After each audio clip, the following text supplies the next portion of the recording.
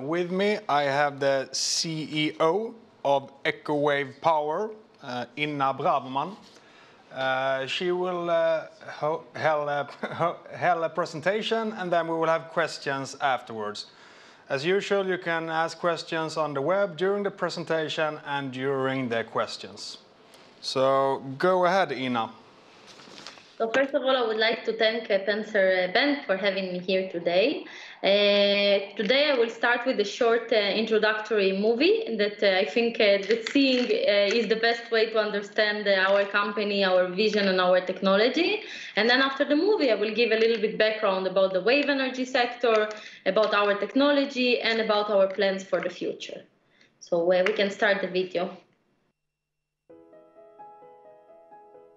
We must remove our reliance on finite and destructive fossil fuels as our demand for electricity increases. 3/4 of global greenhouse gas emissions result from the burning of fossil fuels for energy. Renewables are the only way forward. Global energy consumption is set to increase by 50% by 2050. Some estimates suggest that 10 to 20% of global electricity demand could be met by wave power. EcoWave Power, based in Tel Aviv, have developed a simple, clean, low-cost and scalable technology that may form part of the solution to the growing energy demand. My name is Inna Braverman and I'm the founder and CEO of EcoWave Power. EcoWave Power is an innovative company that developed a groundbreaking technology for generation of clean electricity from ocean and sea waves. I was born in Ukraine. 2 weeks after I was born, the Chernobyl nuclear reactor exploded. I was one of the babies that suffered from the negative effects of the explosion. I actually had respiratory arrest, I stopped breathing, and a clinical death. So given a second chance in life, you definitely grow up with a feeling like I have a purpose. And I truly believe that wave energy is a good reason, especially when my first kind of chance in life was taken away by not so safe way of producing electricity. Wave power is just in its initial steps of commercialization. It's kind of the new kid in the block of renewables. It's a very huge source. According to the World Energy Council, wave energy can produce twice the amount of electricity that the world produces now. When the wave heights reach 50 centimeters, the system commences operation. The floaters are going up and down, and they're creating pressure in the system. That pressure is used to turn the hydromotor and the generator. We don't go into the offshore. We install on existent man-made structures. The environmentalists are supporting us because we're taking these bulky, huge cement structures, which are not so good for the environment, and we turn them into a source of clean electricity. My name is Yair Rudik, and I'm the Business Development Manager at EcoWave Power. As a new source of renewable energy, most of our challenges lie in creating policies and a legal framework for adopting wave energy in new markets. If we were to implement this worldwide without any obstructions, I foresee gigawatts of wave power being installed within the next decade. I don't think we have the luxury of waiting around anymore, and really now is the time to go ahead and make a change. Here we can see the illustration of the project that we're currently building in the port of Jaffa in Israel. I personally love the fact that we're building this innovative project in the most ancient port in the world, the Jaffa port. There are many unused breakwaters all over the world. They're not prime real estate, they're just there. So there's no reason for us not to transform them into a clean energy source. My ambition is to see EcoWave Power's technology implemented in any location in the world that has a breakwater. Change is definitely not happening fast enough. I think that Mother Nature is kind of urgently calling us to wake up with all the floods and fires and natural disasters that we're currently seeing. In the end of the day, we all want a 100% environmentally friendly world. So the solution is in all renewable energy sources. I'm very excited about the future of EcoWave Power. because I believe that EcoWave Power is a significant part of the world's future renewable energy mix. EcoWave Power is my personal passion, and I always say that passion is the greatest renewable energy source. So my ambition is to really see how wave energy is changing the world.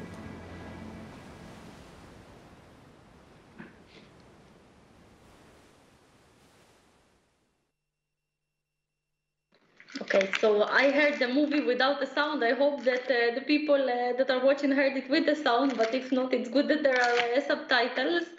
But I'll start first of all with why wave energy. So wave energy is known for many years to be a tremendous source of electricity. According to estimations, by 2050, ocean energy will deliver 100% of gigawatt, which is 10% of Europe's electricity consumption today. It is also expected to employ around 400,000 Europeans. And the best things about wave energy is that according to the World Energy Council, wave energy can produce twice the amount of electricity that the world produces now. Next slide. So in this slide, I usually get the question, if wave energy is so great, then why didn't it commercialize? And the answer is simple, why we don't see it everywhere for now. Most of the developers have decided to go into the offshore. The offshore means deep into the sea. When you go that far into the sea, you have four main difficulties. The first one is the price of the systems.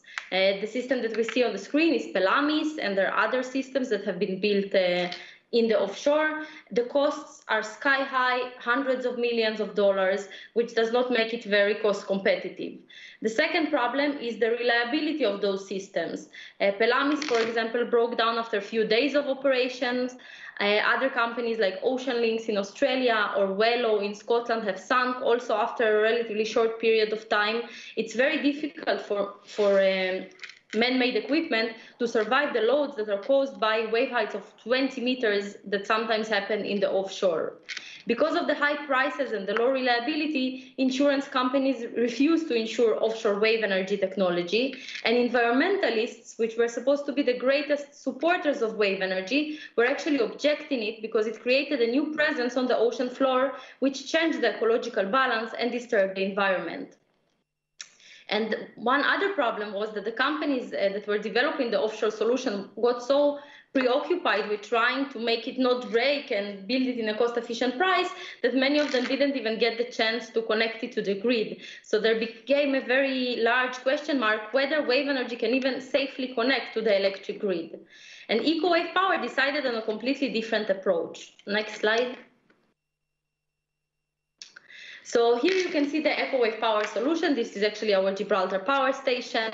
Simple, easy, smart technology. We don't go into the offshore. We connect to existent man-made structures such as piers, breakwaters, jetties, and other types of structures. All the expensive part of the system, the hydraulic parts, the electric parts, are on land just like a regular power station, and the only thing that is in the water are the floaters, and floaters belong in the water. Next slide, please. So how does the technology work? Basically, the floaters, you can press another time so the video will start on the slide. Yeah, so the floaters are going up and down. They're pushing the hydraulic cylinder. This movement is converted basically to pressure that is being accumulated in the on-land accumulators. The pressure can range between 60 bar to 160 bar. It turns the hydro motor, which is turning the generator and sending clean electricity into the grid via an inverter. The system can last over 20 years and are programmed for rough weather.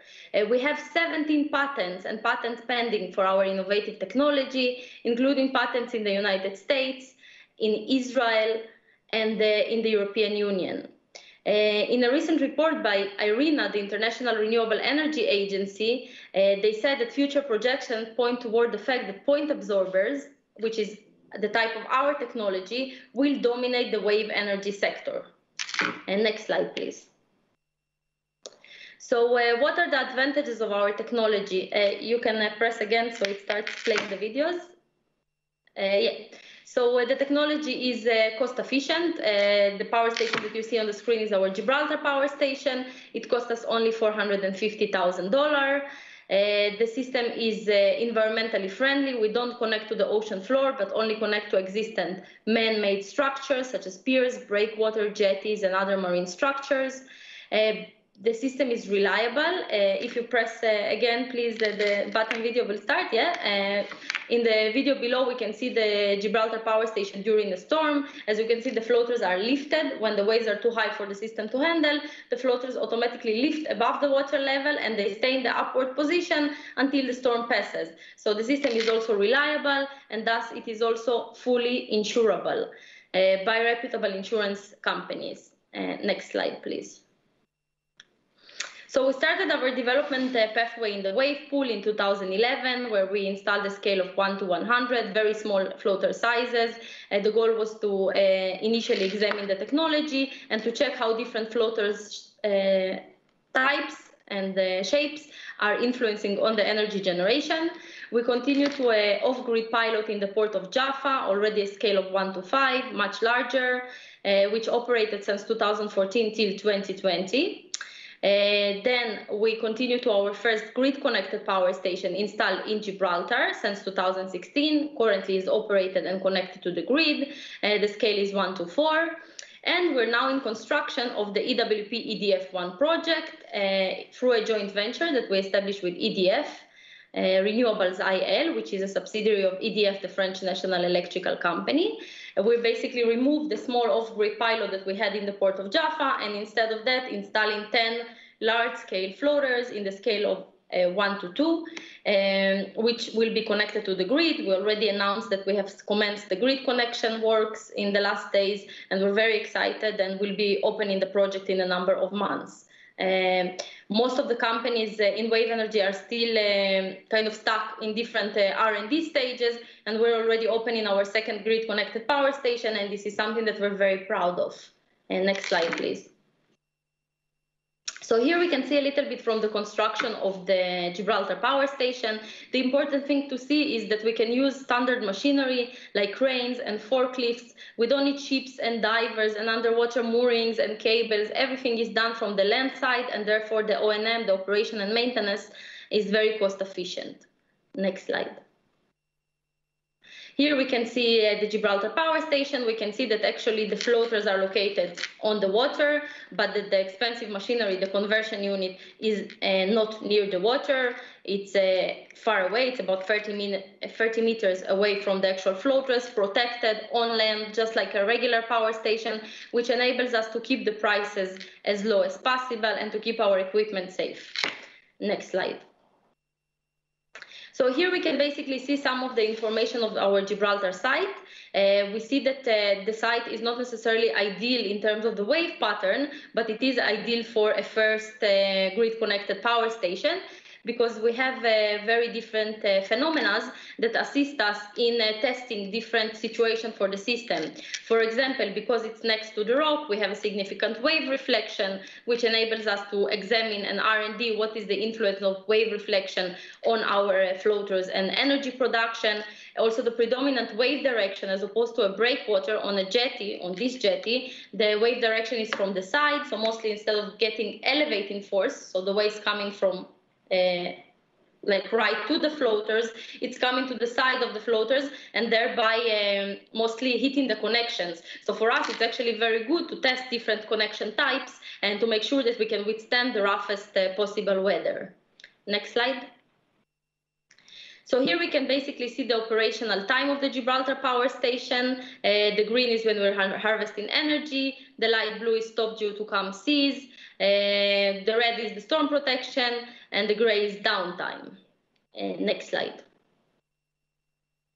And here we can see experience in real condition during 2018 and 2019. One of the main concerns about the wave energy industry is the fact that it's working in the water, in the sea, and it's not a very friendly environment for man-made equipment. But as you can see here, we had a number of storms, 3 storms during this period, and the operation, the maintenance and the malfunction that we had are very minimal, very manageable. nothing very costly or very complicated. The good thing about what we learned from the Gibraltar Power Station is also to perform most of our operation and maintenance by our own dedicated power station manager. His name is Juan. Before we had a dedicated person, we paid about 18% for O&M of the cost of the power station, and in 2018 we decreased to 9%, and in 2019 it became only 4%, which is quite attractive. Next slide. So we also examine our energy production, which is something that is very interesting, I think, for the world regarding any type of wave energy technology, because there are such new technologies. So how do we examine basically if we're meeting our targets? We receive the wave data for the location for a large amount of years, and by this wave data we're able to forecast what is the available energy for us in the site and how much of that available energy we're able to harness. So basically, if there's 1 kilowatt available, we can harness more than 1 kilowatt. If there's 100 kilowatt available and we have enough floaters, then we can harness more than that. So we aspire to be as close as possible to the theoretically available information that we derive from the wave heights and periods in the region. So we started off between 2017 to 2018 with an average of 31%. Next slide. And we improved because of changes in the automation system and improvements that we did in other systems due to extensive R&D. We were able to get between 2018 to 2019 to 70% of the forecasted electricity for the site. Next slide. So here we can see basically a comparison. We can see that significant improvement all within 1 year. And we're currently working, as I said, with EDF on our second grid-connected power station. And as part of our agreement and collaboration with EDF, they also provided us some of their engineering skills and technical skills. And we're expecting to reach even higher percentages in the near future. Next slide. So what is our plan forward? So as we saw, we have the Gibraltar Power Station that is operating. It has 8 floaters, 100 kilowatt installed capacity.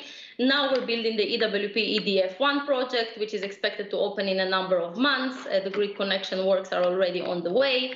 We can see that the EWP EDF1 floaters are larger in scale than the Gibraltar Power Station in order to enable more significant amounts of energy generation, and also in order to prepare for our Portugal project. We signed last year on a contract a 20 megawatt concession agreement with APDL in in Portugal. We received from them 4 different breakwaters that can house up to 20 megawatt of installed capacity. So we started the submission of the licensing already for the first 1 megawatt using PLMJ, which is our law firm in Portugal, and established a local company, and established a local subsidiary that basically enables us to submit for the licensing. Because we're starting with the 1 megawatt, the licensing process is shortened. It's up to 6 months, and this is the reason why we submitted for that scale. So the good thing is that the EWP EDF1 project with the larger scale floaters is an amazing preparation for us for the first commercial scale project in Portugal, and it completely minimizes the risks of scalability. Next slide, please. So here we basically can see the inside of our new power station, the EWP EDF project. We can see here during the dry testing of the power station, we can see representatives from EcoWave Power, from EDF, and from Siemens, which are all collaborating with us for the success of the project. Next slide. And here we can see the grid connection work that started a number of weeks ago in the port of Jaffa that will enable us to connect the power station to the grid. Next slide.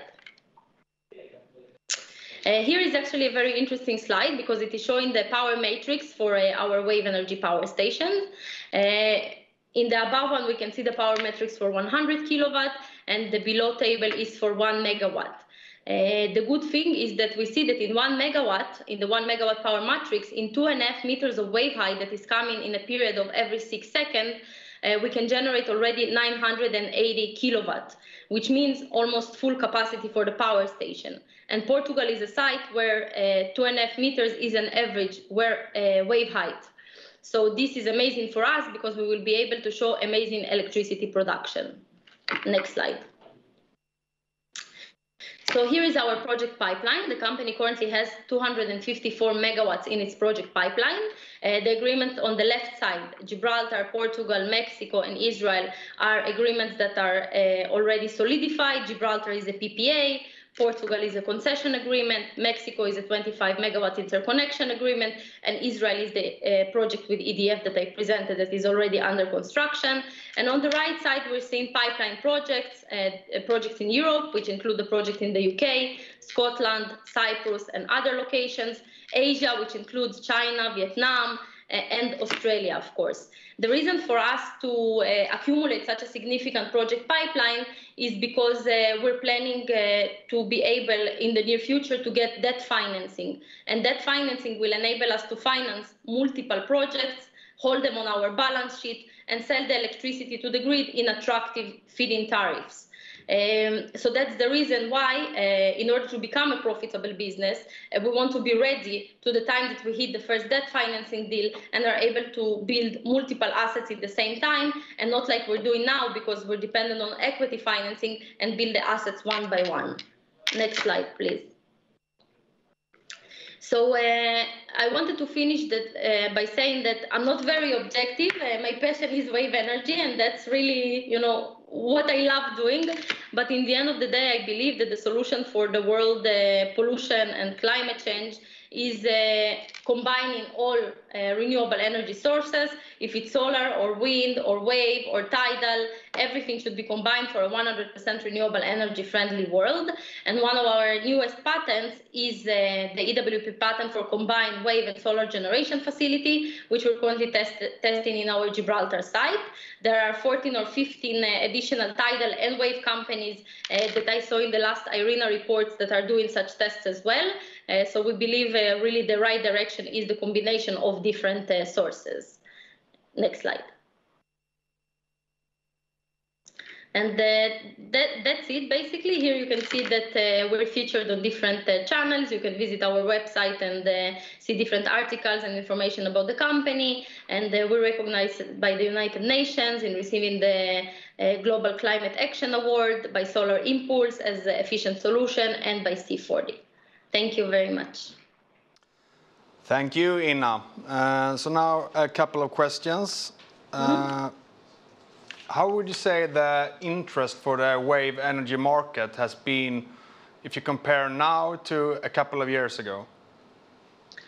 So I think the interest is definitely on the rise. We can see it by the new programs that are being published by the European Union and the European Commission for support of blue economy and blue energy. There's definitely much more openness towards it. I think that in the past, because of so many high-profile failures and so many offshore technology that broke down, people kind of started thinking, okay, it's impossible, let's just put it aside and focus on solar and wind. And now I'm really starting to see a change. We're even seeing a growing interest in the public markets. For example, there's a publicly traded wave energy company in the United States, and I saw that in the last 3 months, the valuation of the company grew like 5 times because of the growing interest in the industry. I think that's very important, and I think it will definitely enable a significant growth and for wave energy to reach the same phase of solar and wind energy initially, and then maybe even bypass it in the future. Yes, and could you elaborate a little bit on the cooperation with Meridian Energy? Yes, so Meridian Energy is the largest electricity producer in Australia and New Zealand. We've been in contact with them quite a while, and we signed on a collaboration agreement that basically Meridian will assist us with developing the sites in the pipeline that we have in Australia as the first point. And they also have the right of first refusal or right of first offer to funding our projects. So basically they will help us in turning our projects from pipeline projects into ready-to-build projects. And then we'll have the opportunity to also fund such projects. Super. And hard question maybe, but when do you expect to turn profitable? So right now we did not publish such forecast to the market, so I'm not sure that I'm allowed to address it. But basically, in simple terms, any renewable energy business becomes profitable when it has a multiple yielding assets on its balance sheet. And this is our way, and this is our kind of business case. We're following a company that is traded on the New York Stock Exchange called Ormat, that